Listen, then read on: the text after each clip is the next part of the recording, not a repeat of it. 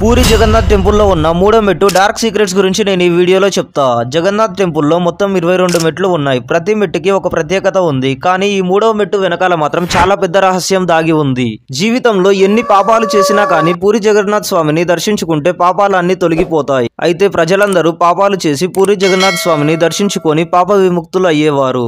ఇది చూసి యమధర్మరాజుకి కోపం వచ్చి జగన్నాథ స్వామితో ఇలా అంటాడు, ప్రజలందరూ పాపాలు చేసి నీ దర్శనం చేసుకొని పాప విముక్తులు అవుతున్నారు. దీనివల్ల నరకానికి రావాల్సిన వాళ్ళు అందరూ స్వర్గానికి వెళ్తున్నారు. నరకానికి ఒక్కరు కూడా రావడం లేదు. దీనికి మీరే సమాధానం చెప్పాలి అని యమధర్మరాజు జగన్నాథ స్వామిని అడుగుతాడు. జగన్నాథ స్వామి ఆలోచించి యమధర్మరాజుకి ఒకటి చెప్తాడు. మీరు మందిరం బయట ఉన్న ముఖద్వారం దగ్గర మూడో మెట్టులో ఉండండి. ఆ మూడో మెట్టుని యమశీల అని పిలువబడుతుంది.